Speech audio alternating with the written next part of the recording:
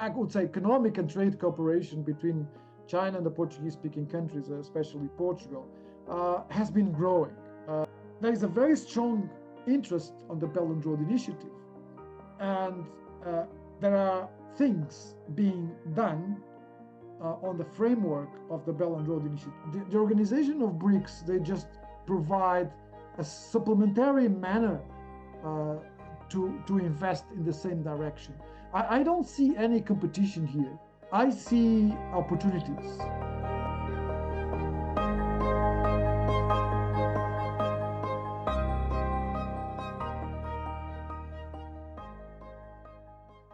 I would say economic and trade cooperation between China and the Portuguese-speaking countries, especially Portugal, has been growing. But from these 8, 9 Portuguese-speaking countries, there are 4 that are really very important in terms of this bilateral relationship. One of them is Brazil, probably the strongest one. 80% of the Brazilians' exports are coming to China. That's very meaningful. Then is Angola. 40% of the exports of Angola are coming to China. And then we have Portugal with 21%, and finally Mozambique. For the time being, we have seen China investing a lot in the sector of energy, healthcare, banking, insurance, but basically energy. Energy is very strong and very important for development. What I believe, when I think about the future of this relationship between China and Portugal, I think in areas like niche technology, like nanotechnology, especially for satellite applications. Portugal has now developed, quite strong industry in this area. Another area is heritage conservation, and probably the most important area is blue economy. Portugal is the first European country to establish a plant for production of hydrogen, and this is the future.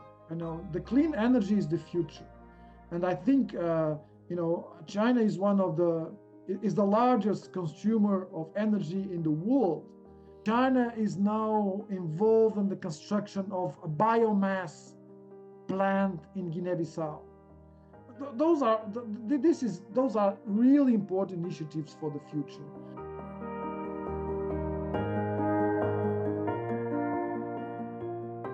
There is a very strong interest on the Belt and Road Initiative, and there are things being done on the framework of the Belt and Road Initiative. It's interesting to see the examples. The first one is the design of economic corridors. China has built 6 land corridors and 3 maritime blue passages. At the moment, there are 20 deep sea ports belonging to the Portuguese-speaking countries that somehow China is involved in the different manner. Maybe FDIs, maybe management, maybe technology. It doesn't matter. Another example that is also interesting to look at is the creation of special economic zones.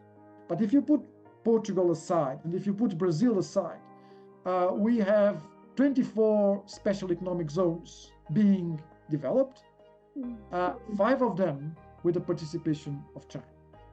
So this is not only about seaports and airports and highways and railways, but also other dimensions. And this new campus that has been paid and built by China in Santiago Island in Cabo Verde is also a very important and meaningful example of how the Belt and Road Initiative is delivering already a contribution.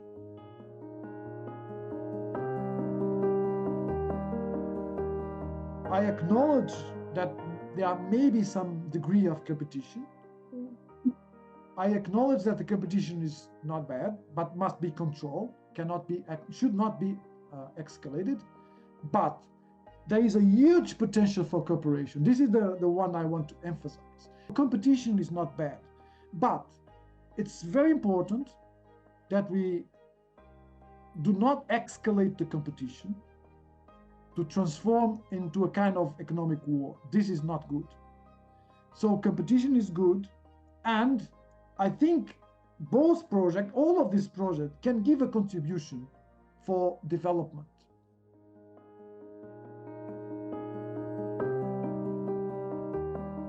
BRICS are important. This is a very important message. Not because they represent 40% of the population, around 25% of the global GDP. This is already a very strong reason, right? But not only this one. BRICS are important because they offer a contribution for development, global development, and they also offer a kind of alternative. And the organization of BRICS, they just provide a supplementary manner to invest in the same direction. I don't see any competition here. Again, this is again the narrative that we talked about a couple of minutes ago. I see opportunities, and the BRICS have a different way to see the world.